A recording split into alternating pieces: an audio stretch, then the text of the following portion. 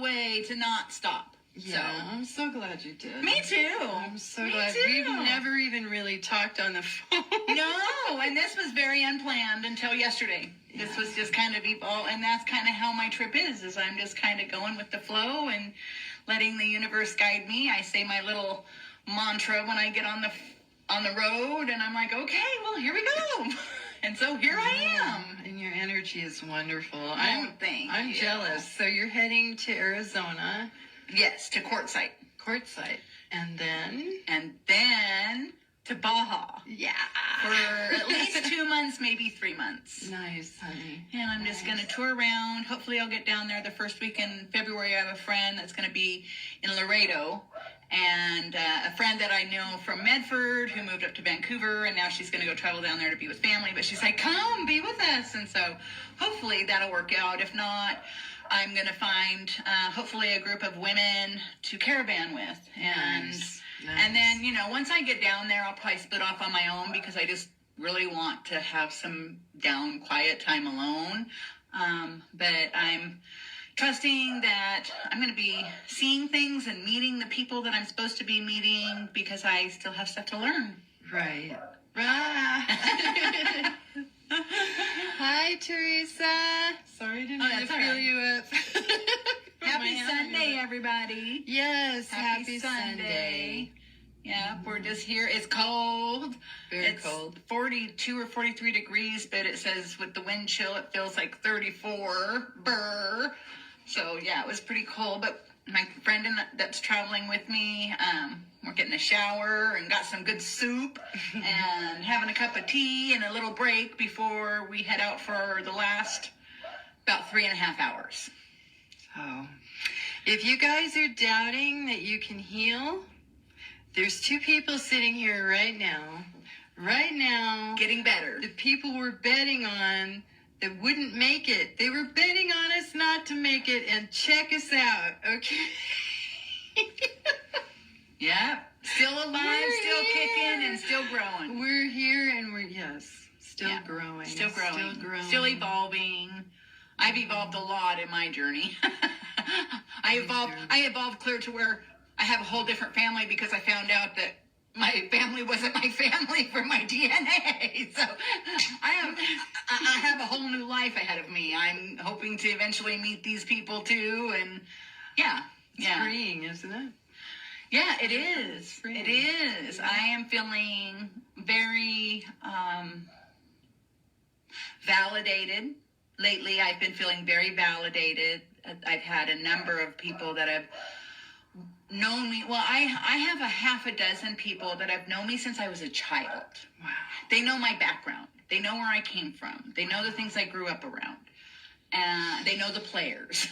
And then they watched me unravel and then slowly roll myself up into the new tapestry that I have of my life. It's not just this wound up ball of trying to survive. And that's a big part of what this journey for me is about, is I'm retraining my brain out of survival mode. Right. That fight, flight, or freeze mode, that everything questioning, always fearful. Every day I do affirmations, that I have all the power within me to do whatever I need to do. I have ancestors and guides constantly protecting me and guiding me. All is as it's supposed to be. Even my injury was part of why and where I am today. So I feel free. I feel healing.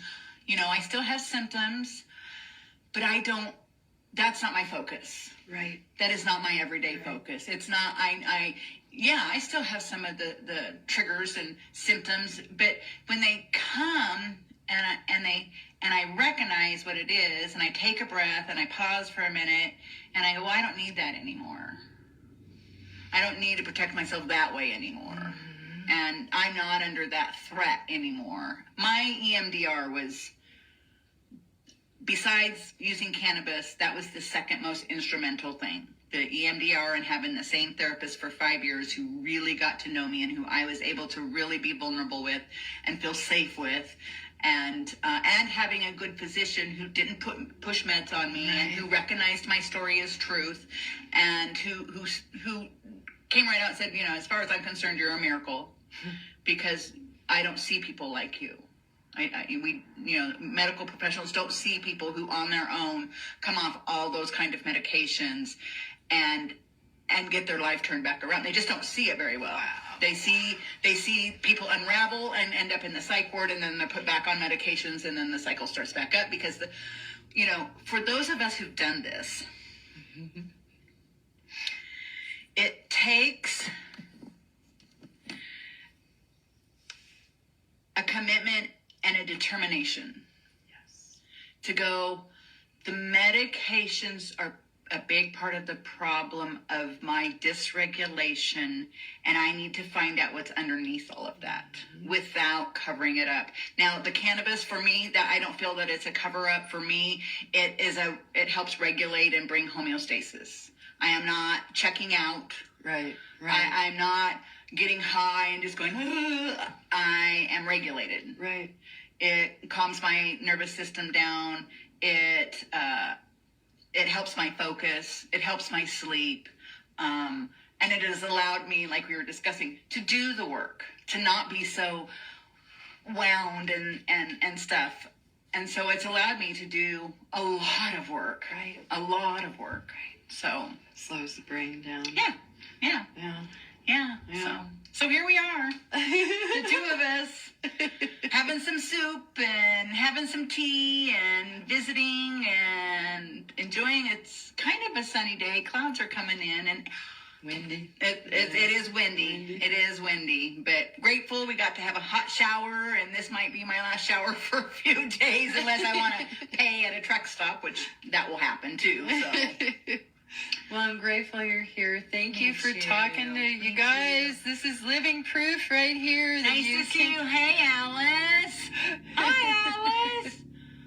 Laura's on here. Lisa Holt's on here. So I don't know a lot of these names, and I'm probably from the groups. Are you're still you're still in some of the groups? This is all groups. Okay, yeah. See, I'm not in the groups anymore. I'm not either. Yeah. I have my page, but I know everyone from this injury. Okay.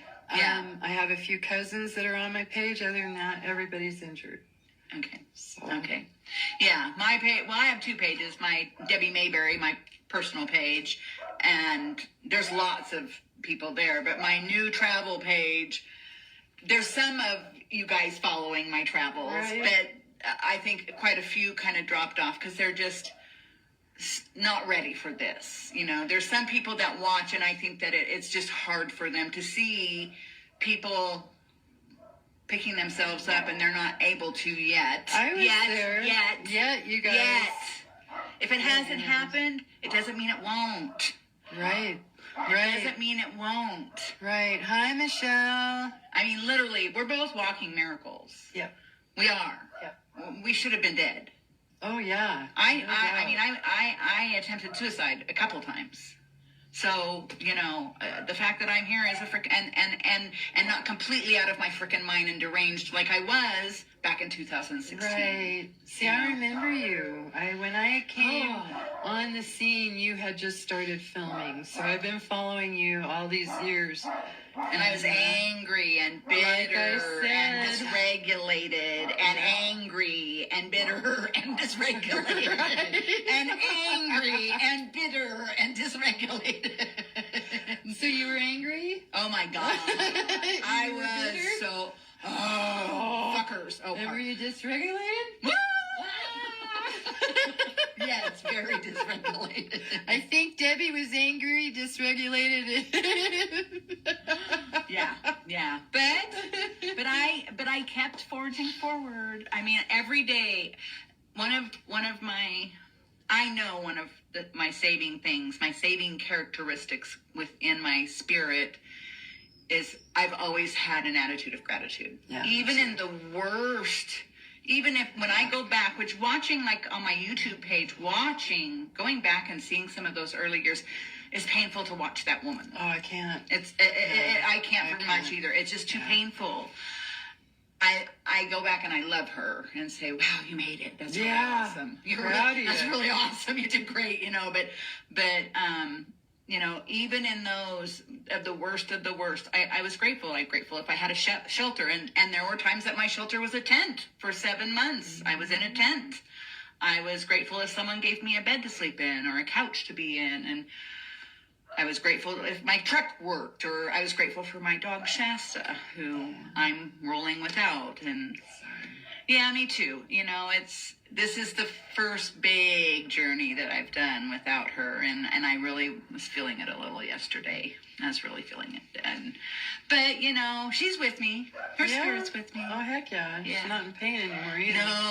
No, she's happy. She's happy, and I'm happy, and I'm okay, and I'm going to be okay. I'm going to be more than okay. You seem great. This is my year. You just had surgery. Yes, I had surgery. Yeah, it'll be, it just was 3 months ago. Right. 90 days ago. Wow. Yeah, 94 days ago, I had 12 inches of my colon removed. And here you are. And then my daughter had back surgery and salmonella poisoning, so I got myself well, and then I went and helped her get well, so. Awesome. So yeah, I couldn't have done this 5 years ago. I couldn't have done anything that I'm doing 5 years ago. Mm-hmm. I mean, all I could do was try to get some decent food, try to get some rest, and try to stay out of people's way that didn't understand, so that I didn't get into it with them. Yep. Because it just hurts so much when they can't understand. But now that I'm better, I can understand their position better. I can step back and I can look and I can go, I was dysregulated. Yeah. I was bitter. I was angry. Yeah. I was scary at times. Yeah.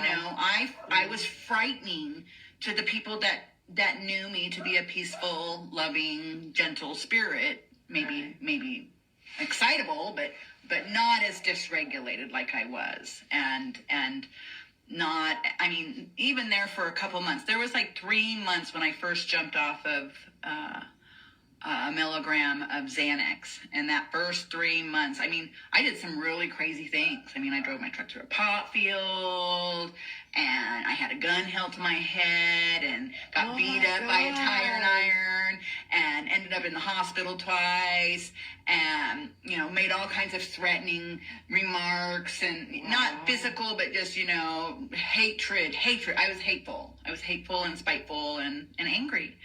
I'm so glad that's gone. Right? Because that's so much energy, and that's another thing I will tell people, that if you are feeling all of that, try to breathe. Try to realize other people can't fix it for you, and they aren't going to understand unless they've seen it before or been through it, or you had a long conversation and watched movies before you came off and went through your trial.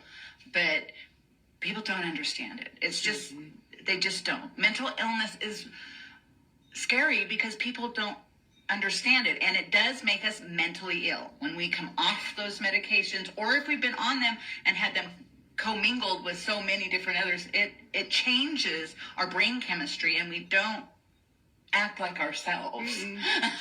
No. But now this is me. I'm 6 years off everything. So 6 years. 6 years. I've been 6 years, except for when I had my surgery and had medications. And that's something else that we talked about was, I was on antibiotics. I was on painkillers. I had anesthesia. I was on muscle relaxers. Now, they offered me gabapentin, and I said no because I have some residual nerve pain, as well as I have neuropathy through my body. But I said, no, I don't want that. Thank you very much. But I did use the painkillers, and I did use the ibuprofen, and I did use the muscle relaxers, and I did use the stool softener, and it didn't upset me. That's great news. It did. It was. I will say I learned this because I was on opiates for a number of years too, and now that I've been away from them so long, but still live with pretty severe chronic pain all the time, I see how people get on them. Yeah. I see because it's like, it just takes that edge off, and so it's like, I need another one, It would be so easy, and I'm glad that, I ran out and I asked for one refill, and because it was only 3 days after I got home that I ran out, and I'm like, come on, dude, cough lucky they gave them to you. There's a lot of doctors that won't even prescribe pain meds Right, anymore. right, So, right. Well, we had that discussion before the surgery. But, you know, even my surgeon, he congratulated me because he said, I see you've got one prescription for Percocet, you know, just recently. How have you been dealing with all this pain? And I said, cannabis. Yeah. And he put his hand out and he shook my hand. He's like, good job. He goes, I've seen what your pictures look like. You probably have had a lot of pain. I said, yeah, but I didn't want to take that. It's going to just make it worse because then I can't poop. Right, right. And when you have diverticulitis, pooping's a big deal. No kidding. Well, pooping's a good thing anyway, so. So what you're saying is you were able to tolerate the anesthesia and everything you had to be under, and you didn't get set back with symptoms. Nope. That's awesome. No. That's awesome. No, I have had no residual symptoms from any of the medications that I took. Now, none of them were mind benders. Right. None of them were, you know, none of them were for psych. And no benzos. I hand printed, besides what's in my chart, I typed up a thing that says, like, I'm a DNR. So that was on there, and what my limitations are of what I'll accept. And then it said absolutely no benzodiazepines, including Versed, including this, including that. Absolutely, what was there? There's another one. I had one other medication. Oh, the lidocaine, that I have to have the carbocaine instead. But I had all that just really spelled out, and I printed off numerous, and every nurse at admission, the nurse that checked me in, the anesthesiologist, they all got a copy. You have to. I said, I'm not going to go into all the details of what's happened in my life, of where this came from, but I'm telling you, I have this in writing, and you need to honor this. Yeah. And they did. Good. They did. And pretty much everyone I spoke to was very receptive, you know, when they would try to do something for a symptom to manage it. And I'd say, no, I don't think that's a good one. No, I don't. And they'd listen and they'd respect me. No one shamed me at all. And nice. it was, but I'm not dysregulated anymore. Right. So, you know, when we go to the doctor and we're like, you got to fix it, and you don't understand, and we're freaking out, and we're doing, and they're just like, oh, you need to be medicated, because we can't hear then. We can't hear someone helping us then. No, we can't. We really can't. That's where I still have my dream of my Serenity Sanctuary, my 100-acre Serenity Sanctuary, where people can go. People, especially the first year or two, need to have a place where they can be dysregulated around people who understand that they're dysregulated, and are going to let their central nervous systems just kind of have some mellow and use some of these alternative methods that we're finding that help. You know, I know some people who are using ketamine with excellent results. I know people using mushrooms with excellent results. We're using cannabis and we're having very good results. And so, you know, as well as mindfulness and meditation and yoga and nature bathing, and, you know, they're all viable for regulating the dysregulated central nervous system. So, because that's what we need. We just need to be loved and accepted right where we are. And if we're being icky, you know, yeah, you can tell someone, no, you can't yell at me, or I'm going the other way and you can go your way. You can't do that to me. And let someone sit in their discomfort. Right. But you don't shame them, and you don't put them down, and you don't medicate them. Right. Right. Just because they're behaving badly. So anyway, that's about all I got, I guess. Right. Thank you for doing. I know you guys. Yeah. Well, Grace is finishing her shower. And Thank you for talking to everybody. Yeah. And I'm so glad you came by. Me too. So glad. Me too. I'm so glad. I needed that. Well, I guess the universe heard that and said, hey, isn't she on your way again? I needed this really bad. Okay, you guys, we'll answer your questions later. I'll take a look. I just wanted to let her talk. And, hey, Christine. Yeah, hi. Hi, Bonnie. Oh, my gosh. Bonnie. There's Becky. Love you guys. Please know you can heal, okay? Know you can heal. And don't think about it going back to how you were. That is not what healing is. Healing is not going back to your old life. No one gets to do that. Not even someone completely healthy. We get today. No one goes back. So that's right. Let go of that. Embrace whatever comes, because it might be a whole new amazing life. You're going to Mexico. I'm going to Mexico. 5 years. 5 years I've been planning for this trip. I tried in 2020. I'm doing it this year. I've made it this far. This is the furthest I've ever made it. You're going to make it this year. I'm going to make it. Yeah. I'm going to be out in the ocean in my kayak. So you guys need to follow her, okay? Ladybug Landings. Ladybug Landings. And we'll talk to you later. I love